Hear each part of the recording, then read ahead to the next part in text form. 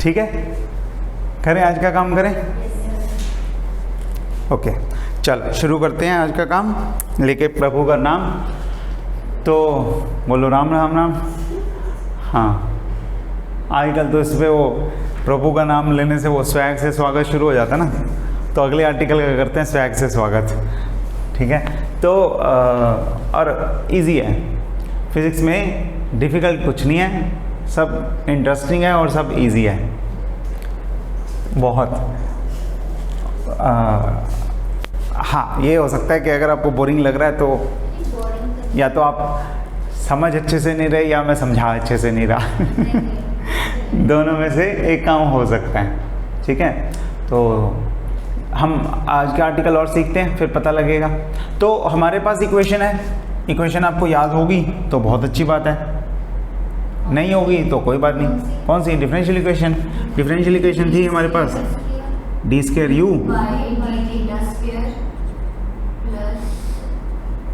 You is equal to plus U equal to mu K by L square. कहाँ पे पहुँच गए? और क्या करूँ? और एफ ऑफ यू है ना, और शायद यू स्क्वायर भी था। म्यू के तो अभी आया नहीं, mu by L square mu square R square था ना, तो ये यहाँ पे एल स्क्वायर यू स्क्वायर हो जाएगा। नहीं ऐसा नहीं था कुछ,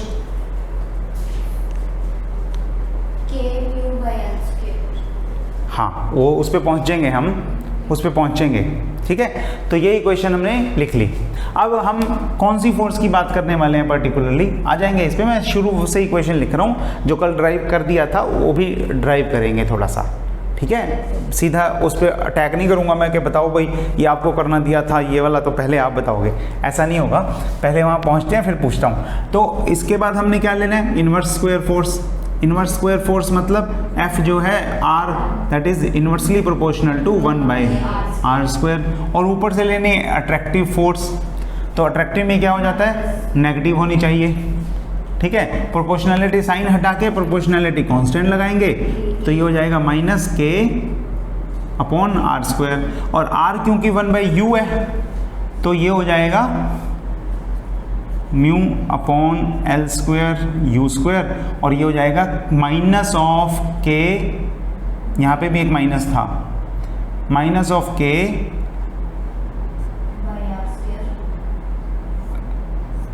और बाय आर स्क्वायर मतलब यू स्क्वायर।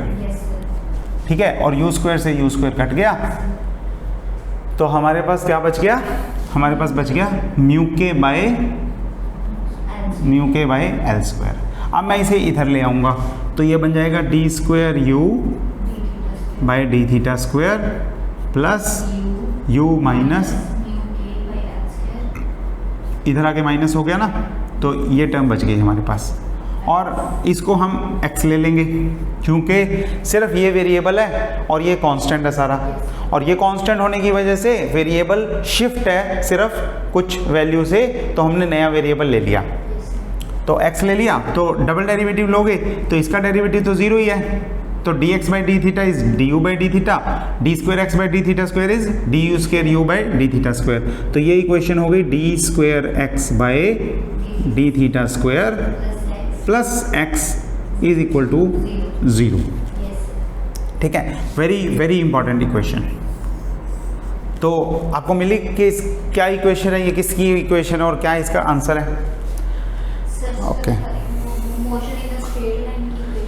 ओके, तो ये नहीं है motion in straight line, it's an equation of SHM, simple harmonic motion. Motion in straight line में हमेशा वो मोशन सीधा रहता है, सीधा ही चल रहा है, लेकिन ये it is oscillating about a straight line, about A point in a straight line. ठीक है, या फिर स्ट्रेट लाइन से बाहर भी हो सकता है, जैसे ऊपर नीचे स्प्रिंग वाला होगा तो आगे पीछे होगा, और ये ऊपर नीचे भी हो सकता है। ठीक है, और इसमें स्पेशल चीज़ क्या है? सिंपल हार्मोनिक मोशन में कैसे होता है? आपने सिंपल हार्मोनिक मोशन की अगर डेफिनेशन भी देखोगे तो वो होगी the motion in which the acceleration is directly proportional to the negative of the displacement. This is the definition of acceleration. ठीक है, ऑफ सिंपल हार्मोनिक मोशन। और एक्सेलरेशन होता है double derivative of x, r 3 dimension में, x 1 dimension में। तो double derivative of this is equal to minus of, यहाँ पे आता है कांस्टेंट ओमेगा स्क्वायर। तो it is like that, double derivative of x with respect to a variable is equal to negative of x, omega मतलब constant जो है यहाँ पे वो 1 हो गया। इस तरह से इक्वेशन है। तो it is very much similar to the simple harmonic motion equation, very very important. ठीक है, इसे मैं रिलेट करता हूँ एक बार 2 पॉइंट से कि किस तरह का मोशन होता है कहाँ कहाँ पे, वो आपको जल्दी समझ में आ जाएगा। तो हमारे पास, हमने शायद पहले भी पढ़ लिया थोड़ा सा कि इक्विलिब्रियम होता है और वो 2 तरह का होता है। करी थी बात? नहीं करी? ओके। तो 2 तरह का इक्विलिब्रियम हम लेते हैं, स्टेबल और दूसरा होता है अनस्टेबल। इक्विलिब्रियम मतलब एक ऐसा पॉइंट जिस पे फोर्स जो है वो 0 हो जाए। ठीक है, फोर्स 0 हो जाए, और वो जो है वो 2 पॉइंट्स पे फोर्स 0 होती है। नेट फोर्स की बात कर रहा हूँ, नेट फोर्स 0 हो जाए, वो 2 पॉइंट्स पे होती है 0, जब या तो पोटेंशियल एनर्जी मिनिमम हो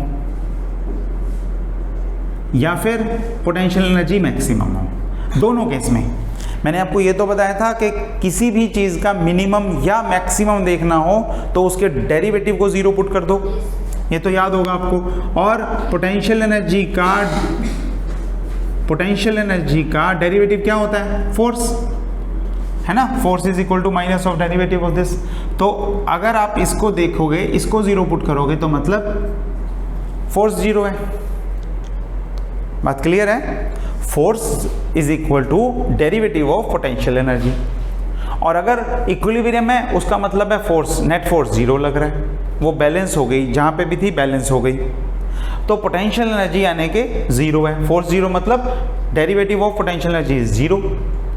अगर डेरिवेटिव किसी चीज़ का 0 है, इट मीन्स या तो किसी पॉइंट पे वो मैक्सिमम है या मिनिमम है।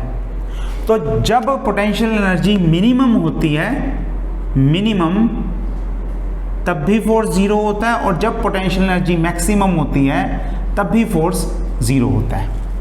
और एक केस को हम बोलते हैं स्टेबल इक्विलिब्रियम, दूसरे केस को हम बोलते हैं अनस्टेबल इक्विलिब्रियम। इसकी एग्जांपल समझनी हो तो एक बाउल लो और यहाँ पे बॉल को रख दो, और दूसरा बाउल लो और यहाँ पे बॉल को एडजस्ट कर दो किसी तरह से। ये कलाकारी है, ये कलाकारी है, ये सिंपल ड्रॉपिंग है, नॉर्मल। तो इसमें पोटेंशियल एनर्जी है मिनिमम, बिल्कुल नीचे वाली स्टेबल पोजीशन पे है वो, और इसमें पोटेंशियल एनर्जी है मैक्सिमम। फोर्स दोनों में 0 है। अगर इक्विलिब्रियम में है तभी वो यहाँ पे टिका हुआ है, नहीं तो यहाँ पे टिक नहीं सकता, है ना। नहीं तो जिस तरफ फोर्स ज़्यादा होगी उस तरफ चला जाएगा वो। तो अब दोनों केस इक्विलिब्रियम के हैं, दोनों केसेस में फोर्स 0 है, लेकिन एक में पोटेंशियल एनर्जी मैक्सिमम है, एक में पोटेंशियल एनर्जी मिनिमम है। अब आपको कैसे पता लगेगा स्टेबल या अनस्टेबल? क्यों बोलते हैं स्टेबल या अनस्टेबल? कि अगर आप इसे थोड़ा सा छोड़ दो, थोड़ा सा हिला दो, यहाँ से पंगे ले रहा कोई, उसे थोड़ा सा ऊपर लेके गया और छोड़ दिया, या थोड़ा सा इधर लेके गया और छोड़ दिया, तो कहीं भी ले जाओ और छोड़ दो, वो वापस अपने आप अपनी पोजीशन पे आ जाएगा। यानी कि वो चाहता है कि मैं यहीं रहूं, वो स्टेबल इक्विलिब्रियम है। अब इसे छोड़ के देखो क्या होगा। गया तो गया, हाथ से निकल गया, ये नहीं वापस आता कभी। जो चला गया चला गया, जाने वाले को कौन रोक सकता है ना। फिर ऐसे ऐसे डायलॉग मिलेंगे बस, और कुछ नहीं होना। तो ये क्या है? ये है दूसरा केस अनस्टेबल इक्विलिब्रियम का। तो जब फोर्स, ये एम में फोर्स होता है ना, तो मैं एम भी तो लगा सकता हूँ साथ में। जब फोर्स जो है लगने वाला डायरेक्टली प्रोपोर्शनल होता है नेगेटिव के, यानी कि अट्रैक्टिव फोर्स है। अट्रैक्टिव फोर्स है, तो अगर वो थोड़ा सा भी हिलेगा इधर उधर, थोड़ा सा भी हिलेगा तो उसे कोई खींच लेगा कि आजा आजा, ठीक है। और दूसरी तरफ हिलेगा तो थोड़ा सा भी। अब कहते हैं ना, दो ही चीज़ों की कदर होती है इंसान को, एक जो मिली नहीं और एक जो मिलके भी जो आपने खो दी, दो ही टाइम पे कदर होती है। This is all about simple harmonic motion. ये सेंट्रल पॉइंट है, मैं बिल्कुल कोई चीज़ है, झूला ही है, ऐसे चल रहा है, तो होता क्या है इसमें, जैसे ही वो मेरे से दूर जाएगा मेरे में एक रीस्टोरिंग फोर्स आएगी कि नहीं नहीं जाना नहीं, वापस आ जा, ठीक है। और वो फोर्स बढ़ती रहेगी तब तक जब तक वो दूर जा रहा है मेरे से। जैसे ही वो पास आना शुरू होगा अब फोर्स कम होना शुरू हो जाएगी, आ ही रहा है, कोई बात नहीं, कुछ नहीं होता, ठीक है। तो ये फोर्स कम होते होते होते होते जब वो आ जाएगी, एक्चुअल में मिल गई, अब उसकी कोई कदर नहीं है, कोई फोर्स नहीं लग रहा उस पर, ठीक है। अब वो फिर इधर चला जाएगा इनर्शिया की वजह से, तो फिर खींचना शुरू कर देंगे, फिर रोकेंगे, थोड़ा सा दूर जाके बेचारा कहेगा नहीं नहीं बुलाई जा रहा, कोई बात नहीं, आ रहा हूँ, वापस आएगा, फिर कोई कदर नहीं होगी। तो आप अगर मतलब किसी के पास जा रहे हो तो उसकी कोई कदर नहीं है, आपकी कोई कदर नहीं हो रही, आप चले जाते हो कि क्या बुलाया, कदर फेर नहीं कर दी, ठीक है। ह्यूमन नेचर है, नेचर का नेचर लॉ है, कोई गड़बड़ नहीं है, ऐसे ही होता है। जहाँ अट्रैक्टिव फोर्स होगी वहाँ ऐसे ही होगा, जहाँ प्यार होगा वहाँ ये होगा ही होगा। उसे पता है कि ठीक है अपना ही है, ये तो घर का बंदा है, इसकी तो कोई बात नहीं, उसे जलील करते रहो, कोई बात नहीं, ये तो अपना ही बंदा है ठीक है। जहाँ प्यार नहीं होता वहाँ क्या होता है, जहाँ फोर्स अट्रैक्टिव नहीं होता, रिपल्सिव होता है, वहाँ क्या होगा, वहाँ वो कहेगा मैं जा रहा हूँ, कहेगा निकल दफा चल, निकलता है कि मैं धक्का मार के निकाल लूँ, वहाँ ये होगा। तो अगर वो एक बार थोड़ा सा भी अपनी पोजीशन से हिला, वो गया, वापस नहीं आने वाला, ठीक है। इसमें शेप कैसी होती है, इसमें हाइपरबोलिक टाइप शेप होती है। इसमें क्या होता है, वो बेचारा उधर उधर घूमता रहता है, मंडराता रहता है, उसी के चारों तरफ इनर्शिया की वजह से आगे जाएगा, लेकिन फिर रीस्टोरिंग फोर्स की वजह से वापस आएगा, फिर आगे निकल जाएगा इनर्शिया की वजह से, फिर रीस्टोरिंग फोर्स की वजह से वापस आ जाएगा। तो this is the game play between restoring force and inertia. Generally restoring force and inertia ऐसे होता है। क्लियर हो गया? ये बहुत इंपॉर्टेंट इक्वेशन है, आपने पूरा चैप्टर पूरा सब कुछ पढ़ा हुआ है +1 में इस पे, और अभी भी वैसी सी ही इक्वेशन हमारे पास आई है। कैसी फोर्स है ये, क्योंकि equal to negative of x है, इट मीन्स ऐसा कुछ अट्रैक्टिव है जो उसे खींच के रख रहा है, इसीलिए हमने यहाँ पे अट्रैक्टिव ऑलरेडी डिफाइन कर दिया हमारी डेफिनेशन में ही, आर्टिकल के नेम में ही। ठीक हो गया? तो यहाँ तक तो हमें समझ में आ गई बात। ये इक्विलिब्रियम अनस्टेबल स्टेबल वाला भी इंपॉर्टेंट कॉन्सेप्ट है, कई जगह पे यूज़ होता है ये, और आज ही नहीं हो रहा, आगे भी होएगा। तो अब आपको याद है कि सिंपल हार्मोनिक मोशन की इक्वेशन का सॉल्यूशन कैसा सा होता था? नहीं याद? बड़ी मासूमियत से बड़े सीधा सीधा कोरा जवाब दे दिया आपने ओके, तो इसका सॉल्यूशन होता था या तो आप साइन थीटा रख सकते थे या आप कॉस थीटा रख सकते हो। ठीक है, अब ये आर्टिकल नहीं कर पाऊंगा, +1 का आर्टिकल है। ठीक है, अगर ओवरऑल एक ब्रीफ सा क्विकली ओवरव्यू दूं तो आप ऐसा एक तरीका करते थे कि प्रोजेक्शन है बॉडी की, मान लो यहाँ पे कोई बॉडी है, यहाँ से मत चलाओ, चाहे पीछे से चला लो, कोई θ0 एंगल पे, ठीक है, यहाँ से बॉडी चली और इधर चले जाओ, तो आप हर पॉइंट पे, ये ओरिजिन है, हर पॉइंट पे इसकी x एक्सिस के अलॉन्ग और y एक्सिस के अलॉन्ग प्रोजेक्शन ले सकते हो। तो यहाँ देखो x एक्सिस के लॉन्ग प्रोजेक्शन देखो, जब वो यहाँ आएगा तो x कितना है, पूरा रेडियस जितना, जब यहाँ जाएगा तो थोड़ा सा x कम हो गया, जब यहाँ जाएगा तो थोड़ा सा x और कम हो गया, यहाँ जाएगा तो थोड़ा सा x और कम हो गया, सिर्फ x को देखने हैं, और यहाँ जाएगा तो x बिल्कुल ही मिनिमम हो गया, x मीन पोजीशन पे ही पहुँच गया। अब दूसरी तरफ जाएगा तो फिर x बढ़ने लग गया और बढ़ता बढ़ता कितना हो जाएगा, मैक्सिमम एक्सट्रीम पोजीशन पे। फिर नीचे जाएगा तो फिर x कम होता होता क्या हो जाएगा, मीन पोजीशन पे चला जाएगा और फिर एक्सट्रीम पे चला जाएगा। तो जब x में चलता है तो फिर x में क्या इक्वेशन होती है, r cos थीटा, तो इक्वेशन बन जाती है हमारी r cos थीटा। अगर यहाँ से मोशन स्टार्ट किया बिल्कुल तो cos थीटा, क्योंकि ये एंगल थीटा होता है, और अगर पीछे से स्टार्ट किया है या कहीं आगे से स्टार्ट किया है तो हम थीटा माइनस θ0 या थीटा प्लस θ0 ले सकते हैं, डिपेंडिंग अपॉन इट्स सिचुएशन। ठीक है, तो हमने जनरल इक्वेशन जो है वो थीटा माइनस θ0 वाली फॉर्म है वो लिख ली।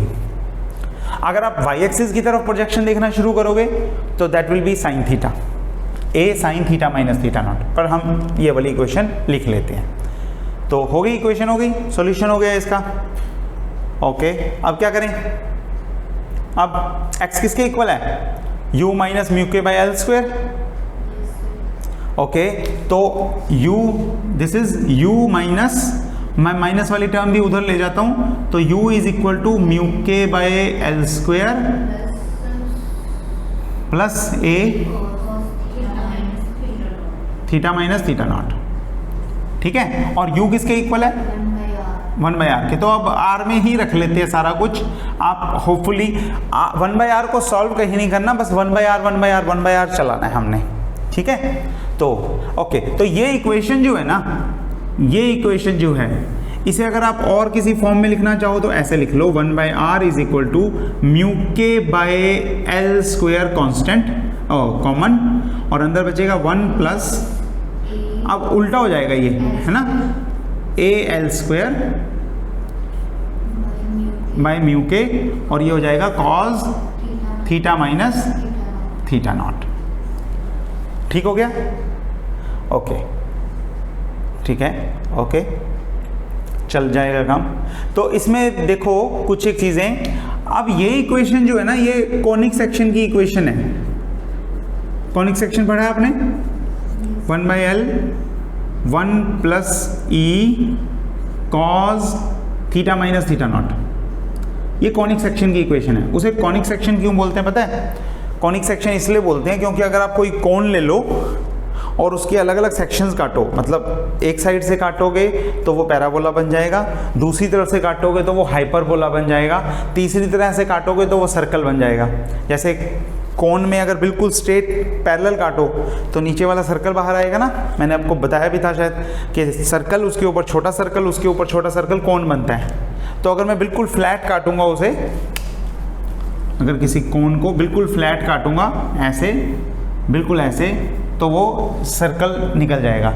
अगर ऐसे काटूंगा तो अलग चीज़ निकलेगी, ठीक है। और मतलब इसे सेक्शंस में काट सकते हो आप अलग अलग प्लेन्स में, उसकी डिटेल्स में नहीं जाएंगे हम, लेकिन क्योंकि कोन के अलग अलग सेक्शंस, हाइपरबोला, पैराबोला और सर्कल, इलिप्स, वो बनाते हैं, तो हम इसलिए इसे कॉनिक सेक्शन बोलते हैं। तो this is an equation of conic, आपने +1 में मैथ्स में पूरी डिटेल में शायद पढ़ी होगी। हाँ, डिवाइड करके देखें, कभी डिवाइड नहीं करके देखे, चलो कोई बात नहीं, इक्वेशन याद रह जाएगी, याद रह जाएगी। आपको ये टर्म्स भी पता होंगी। ये ई क्या चीज़ है? एसेंट्रिसिटी। एसेंट्रिसिटी एक वर्ड होता था, एक लेटस रेक्टम वर्ड होता था, यहाँ पे ये सेमी लेटस रेक्टम है। तो ये कुछ इक्वेशन है, आपको याद कर लेनी चाहिए, ठीक है। तो 1/l मतलब ये, तो l कितना हो गया यहाँ से? एल स्क्वायर बाई म्यू के, और a कितना हो गया? e कितना हो गया? हाँ, a l square by mu k, यानी कि e is equal to a l, है ना, ये भी लिख सकते हो, इनमें आपस में ये रिलेशन है, कोई बात नहीं। चलो, तो अभी a नहीं पता हमें, हमारी प्रॉब्लम ये है कि हमें ये कांस्टेंट होता है बाहर, कोई भी कांस्टेंट होता है, एम्पलीट्यूड बोलते हैं जिसे, साइन थीटा कॉस थीटा का मैक्सिमम एम्पलीट्यूड, ये वाला इसे a बोलते हैं, लेकिन a हमें पता नहीं है, तो a हमें अब निकालना होगा। निकाल लें, चलो। तो ये इक्वेशन तो हम इरेज कर देते हैं, कल वाला काम था, कल भी की थी। और अब a की डेरिवेशन या a की डिडक्शन शुरू करते हैं कि कैसे निकालेंगे। तो इस रिलेशन से 1/r is equal to mu K by L square plus a, आप मेरे को दो चीज़ें बता सकते हो। 1/r, r की वैल्यू मिनिमम कब होगी और r की वैल्यू मैक्सिमम कब होगी? Yes, mu K by L square का तो कुछ कर नहीं सकते, जो भी है सो है। a का कुछ कर नहीं सकते, ये तो हमें पता ही नहीं, निकालना है। अगर मिनिमम या मैक्सिमम देख सकते हैं तो हम कॉस पे देख सकते हैं। कॉस की मैक्सिमम वैल्यू कौन सी होती है? +1। कब? जब थीटा माइनस थीटा नॉट, जब एंगल 0 हो जाए। तो कॉज की हो जाएगी मैक्सिमम वैल्यू। जब कॉज मैक्सिमम होगा तो आर मैक्सिमम होगा या मिनिमम होगा बताओ? मिनिमम है ना, उल्टा रिलेशन है। तो इसकी मिनिमम वैल्यू कितनी है? म्यू के by l square plus A when cos theta is 1 और थीटा इज 0। और मैक्सिमम वैल्यू कितनी है? म्यू के by l square plus a की जगह आ जाएगा minus a when theta is equal to angle is equal to theta minus theta naught is equal to 180 degree. वो होगी इसकी मैक्सिमम वैल्यू। ठीक है, अब हम दूसरी तरफ से इस इक्वेशन से मिनिमम और मैक्सिमम निकालते हैं, इस इक्वेशन से, ताकि हमें कुछ रिलेशन मिल जाए ए का। और वो कैसे निकालते होते हैं? उन्हें हम बोलते हैं टर्निंग पॉइंट। अब ये इस आर्टिकल का भी टर्निंग पॉइंट आ गया, कहानी में ट्विस्ट। टर्निंग पॉइंट क्या होता है? टर्निंग पॉइंट ऐसा होता है जहां पे मोशन में बदलाव आए कुछ, है ना, ऐसा ही होता है। और उस पे मोशन में बदलाव के लिए एक चीज़ ज़रूरी होती है, वो होती है वेलोसिटी का एक कंपोनेंट का ज़ीरो होना। पढ़ा हुआ है?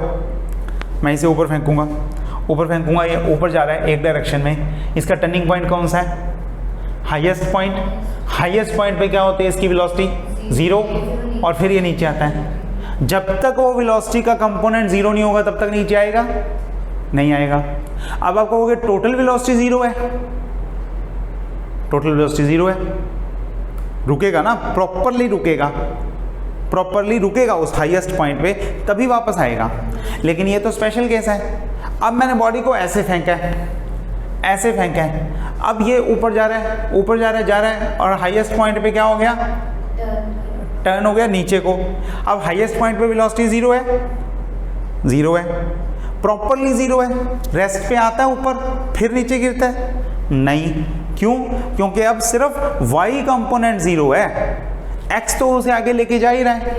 तो हॉरिजॉन्टल कंपोनेंट वेलोसिटी का सेम रहता है और वर्टिकल कंपोनेंट 0 हो जाता है। तो एक ना एक कंपोनेंट वेलोसिटी का 0 होगा, और वो यहाँ पे रेडियल कंपोनेंट होता है, रेडियल कंपोनेंट। इसीलिए हम उस पर बोलते हैं that radial kinetic energy is 0। Radial kinetic energy is 0 at the turning point. Total energy कितनी थी याद है? Half mu R dot square, v को हमने कंपोनेंट्स में तोड़ के लिख दिया था,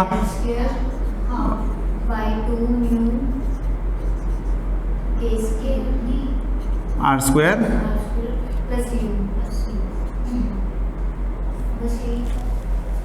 पक्का। प्लस माइनस की गलती तो नहीं हो रही?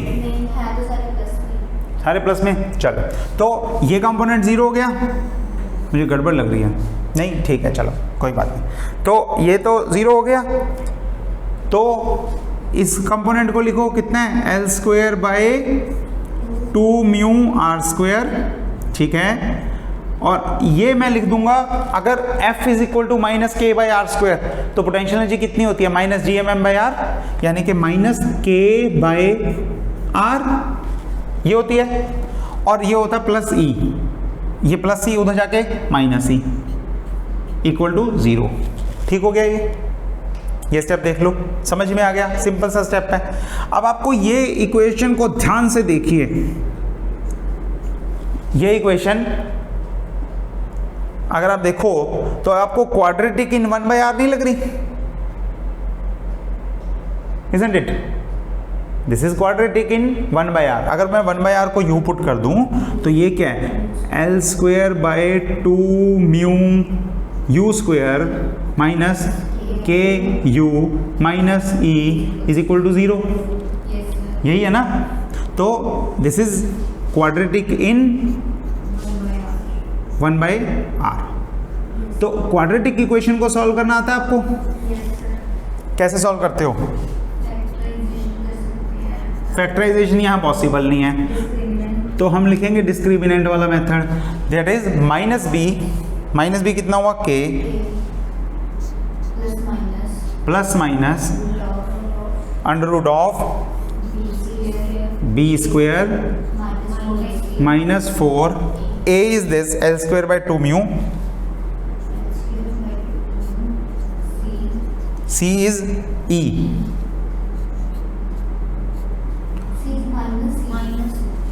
माइनस ई प्लस हो जाएगा, बिल्कुल ठीक, अपॉन 2a मतलब 2l² बाय 2 म्यू, यानी कि ये 2 से 2 कट गया और बाकी ऊपर लिख दूं मैं, तो 1/r हमारे पास हो गया, इसी के आगे mu k by l² plus minus k² भी बाहर निकाल लेते हैं, k² बाहर निकाल लेते हैं, तो बचेगा म्यू k बाय l² और अंडर रूट ऑफ यहाँ बचेगा 1 प्लस ये 2 हो जाएगा, 1 plus 2 EL² by mu k², क्योंकि k² बाहर निकलेगा तो k² डिवाइड होगा, और अंडर रूट के बाहर निकलेगा तो सिर्फ k निकलेगा। ये फैक्टर हो गया। इनमें से मिनिमम कौन सा, जब ये प्लस हो या जब ये माइनस हो? माइनस, माइनस वाला मतलब छोटी टर्म आएगी, छोटी टर्म आएगी मतलब 1/r, उल्टा करोगे तो बड़ी टर्म आएगी, तो r मैक्सिमम में माइनस, प्लस में बड़ी टर्म आएगी, उल्टा करोगे तो छोटी टर्म आएगी, तो मिनिमम मतलब माइनस में मैक्सिमम, प्लस में मिनिमम। समझ में आ गई चीज़? पर यहाँ से कंपेयर करो मिनिमम और मैक्सिमम, तो mu k by l², mu k by l² आ रहा है ना, तो प्लस माइनस में जो भी है, प्लस माइनस में जो भी है वो क्या चीज़ है? a है। This is your a। Clear है? तो लिख दूं, कहाँ पे लिखूं? जगह ही नहीं बची कहीं।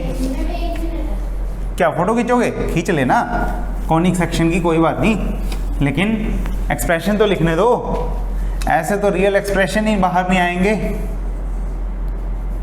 तो हमारे पास फाइनली a आ गया, mu k by l²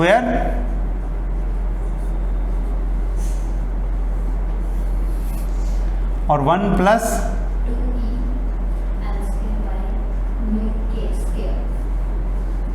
by mu k²। ठीक है, अभी रुक जाओ, एक और देखते हैं चीज। e की वैल्यू कितनी है? al² by mu k। तो al² बाई म्यू k अगर देखोगे, e is equal to al² by mu k, तो बचेगा क्या? सिर्फ अंडर रूट वाला, बाकी तो सब है ना। a की वैल्यू पुट करोगे तो बाहर वाला कट जाएगा, अंडर रूट वाला बच जाएगा, है ना। तो this is 2el² by mu k²। असेंट्रिसिटी की वैल्यू भी मिल गई। पता लगा? नहीं पता लगा? यहाँ पे a की वैल्यू ऊपर वाली पुट करो, mu k by l², mu k by l² से कैंसिल हो जाएगा, और जो अंडर रूट वाली टर्म बची वो बच जाएगी, और कुछ नहीं है। अब खींच लो फोटो कोई अच्छे से पोज में। नहीं पता लगा? फिर से बताऊं? अच्छा चलो देख लो फिर।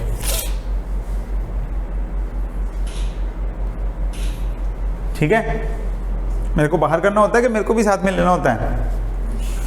नहीं? अच्छा, फिर मैं पोज अच्छा बना लूँ ना कोई। हाँ, मेरे को वो स्पेशल एक्सप्रेशन नहीं देने आते लड़कियों वाले, हाँ, पर वो कर सकते हैं हम, फोटो खिंचवा सकते हैं फिर भी। चल, यहाँ तक पहुँच गए? ठीक है, कोई दिक्कत वाली बात नहीं है, सारा एक्सप्रेशन बड़े आराम से हो रहा है। एक सेमी लेटस रेक्टम की वैल्यू भी मैं लिख दूं, बार बार घूम फिर के आगे आ रही है, l² बाई म्यू k। बाकी सारे एक्सप्रेशंस तो सेम ही है, आपको पता लग ही गया है, रिजल्ट हमें मालूम है। हो गया, ख़त्म हुआ। और बताओ? ठीक है, तो अब एक्सप्रेशन इससे जो फाइनल रिजल्ट है ये निकाल लिया हमने। अब इसकी कुछ डिस्कशन करते हैं। कैच हुआ नहीं ना अभी? आपने किया कभी इंटरेस्टिंग कैच? कभी कोई इंटरेस्टिंग कैच किया हो, खतरनाक वाला, जबरदस्त? मैंने किया था एक बार, जब हम फ्रेंड्स के साथ में एक बार पेपर देने जा रहा था, छोटे होते, बचपन की बात है, +2 के आसपास। तो हम ट्रेन में जा रहे थे और कंपटीशन का एग्ज़ाम था कोई, और ट्रेन में सीट नहीं थी, तो हम जाके आराम से गेट के पास खड़े हो गए। तो मैं और मेरा फ्रेंड आराम से बातचीत कर रहे हैं। मेरे फ्रेंड को पता नहीं क्या बनी, उसने अपना रोल नंबर निकाला, कहता हाँ देख मेरा सेंटर देख रहा होगा, कुछ सेंटर देख रहा था शायद, रोल नंबर निकाला और हम गेट के बिल्कुल पास हैं। तो वो यहाँ खड़ा है, मैं यहाँ खड़ा हूँ, यहाँ गेट है, और उसने रोल नंबर निकाला और उसके हाथ से छूट गया और मैंने गेट से यहाँ से कैच किया।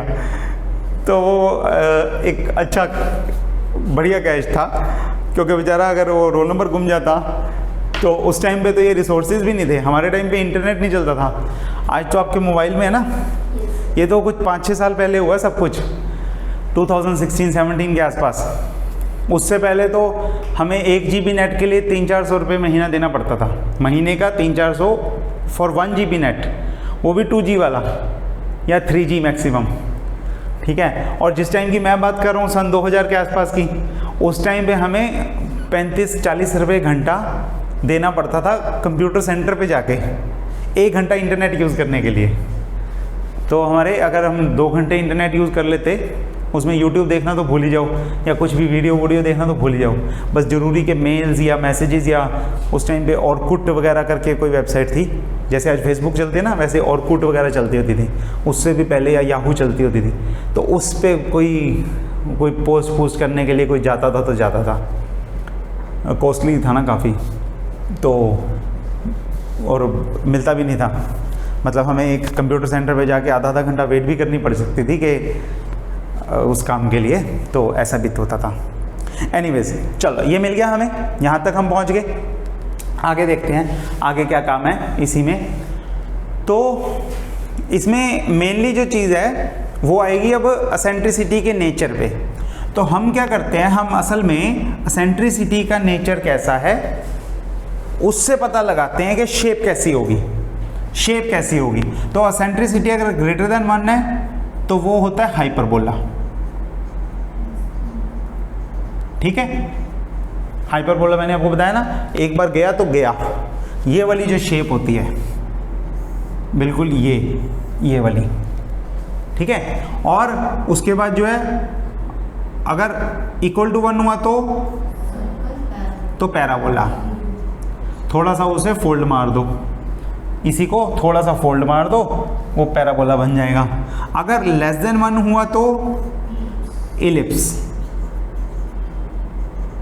और अगर इक्वल टू 0 हो गया तो सर्कल, ठीक है। ये 4 शेप्स होती हैं जो कॉनिक सेक्शन में आती हैं। अब अगर आप ई की वैल्यू ये वाली लो, ये वाली विच इज़ 1 + 2e/L², अगर इसे मैं यहाँ पे e is equal to √ 1 + 2e/L² put करूँगा, तो देखो कि 1 का जो रेशियो है वो 1 1 1 जो है वो एक्चुअल में 1 माइनस होकर 0 0 0 पे बन जाएगा, है ना। तो मैं लिख देता हूँ, कोई बात नहीं।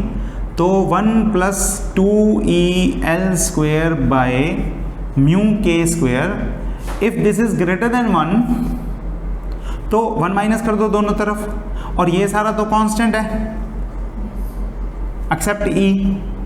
तो सारी कहानी जो है 2e/L² में से अगर ये ग्रेटर देन 0 है तो L तो नेगेटिव हो नहीं सकता, L² है वैसे भी, k² है नेगेटिव हो नहीं सकता, मास नेगेटिव हो नहीं सकता, तो कहानी किस पे आ गई सारी, एनर्जी पे। तो ये रिप्रेजेंट करता है एनर्जी ग्रेटर देन 0, ये रिप्रेजेंट करता है एनर्जी इक्वल टू 0, ये रिप्रेजेंट करता है एनर्जी लेस देन 0 को, ठीक है। तो साइड वाला मैं इरेज कर देता हूँ, अब आपको कॉन्सेप्ट पता लग गया है। तो ये वैल्यूज जो है आप इससे भी दे सकते हो, और ये रिप्रेजेंट किसको करेगा, स्पेसिफिक वैल्यू को, when energy this is 1 this is -1, और वो होगा माइनस कितनी वैल्यू, इसकी उल्टी, इसका μk²/2L² का उलट, इसको रिप्रेजेंट करेगा, ठीक हो गया। तो जब इतनी एनर्जी हो तो सर्कल, नहीं तो अगर वो बाउंडेड मोशन है, इलिप्स में घूम रहा है, बाउंडेड मोशन है, तो यानी कि एनर्जी लेस देन 0 है, नेगेटिव ही है। So bounded motion that is attractive inverse square force जहाँ जहाँ पे होगी वहाँ पे एनर्जी जो है सिस्टम की वो नेगेटिव होगी and it will be forming an elliptical orbit. तो ऑर्बिट शेप कैसी होगी? इलिप्टिकल होगी। अब चाहे आप इलेक्ट्रॉन को घूमता हुआ देख लो, चाहे सन को, अर्थ को घूमता हुआ देख लो, चाहे किसी प्लेनेट को देख लो, किसी सैटेलाइट को देख लो, जो भी घूम रहे हैं इनवर्स स्क्वायर लॉ फोर्स के अंडर सबके सब इलिप्टिकल है। तो अर्थ हमारी कैसे चक्कर काटती है? सर्कल नहीं है, इलिप्स है। ठीक है, क्लियर हो गया? ओके, यहां से आप एक और एक्सप्रेशन से देख सकते हो, बस वो बता रहा हूं, अगर कल बात करनी होगी तो करेंगे उसके बारे में, अदरवाइज हमारा केपलर्स लॉ आ गया। और हाँ, एक और क्वेश्चन आ जाता होता, वो भी बता देता हूं, वो आप देख के आओ फिर मैं करवाऊंगा। वो क्वेश्चन आ जाता है कि भाई आपको अगर r minimum upon r maximum का रेशो निकालना हो तो क्या होगा? ठीक है, या फिर वेलोसिटी मैक्सिमम और वेलोसिटी मिनिमम का रेशो निकालना हो, ऊपर नीचे जिसको भी जो भी करना हो वो क्या होगा, कैसे निकाल सकते हैं हम? तो इसमें हम दो कॉन्सेप्ट्स को यूज करते हैं। पहला कि एंगुलर मोमेंटम कंजर्व रहेगा, और दूसरा 1/r मिनिमम 1/r मैक्सिमम लिखा हुआ है, आपको बताया हुआ है ना, वो पुट करोगे तो रेशो आ जाएगा एक स्पेसिफिक, और वो रेशो जो है वो 1+e और 1-e वाली फॉर्म में आएगा। ठीक है, तो आपको आसान हो जाएगा बिल्कुल सारी चीज़ों को रिलेट करना। तो ये क्वेश्चंस भी हम न्यूमेरिकल्स भी करेंगे। और एक इफेक्टिव पोटेंशियल एनर्जी का फॉर्मूला क्या है? जब टर्निंग पॉइंट पे काइनेटिक एनर्जी 0 होती है तो इफेक्टिव पोटेंशियल एनर्जी बचती है ना सिर्फ, E = U dash at turning point. तो उसका फॉर्मूला क्या है? L²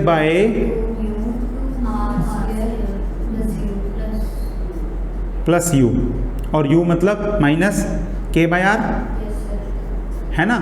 तो एक कर्व तो बनती है ये जो नेगेटिव में है, और एक कर्व बनती है ये जो पॉजिटिव में है। तो अब आपको पोटेंशियल एनर्जी की अगर कर्व बनानी हो तो 0 वाली लाइन पे एक कर्व तो बनेगी ऐसे, और एक कर्व बनेगी ऐसे। एक है 1/r, एक है 1/r², एक है पॉजिटिव, एक है नेगेटिव, और जो रिजल्टेंट होगा वो दोनों का होगा। तो जब तक पॉजिटिव टर्म डोमिनेट करेगी तब तक वो पॉजिटिव है, और उसके बाद वो नेगेटिव है। तो ऐसा सा कर्व एक पोटेंशियल एनर्जी का कर्व बनता है।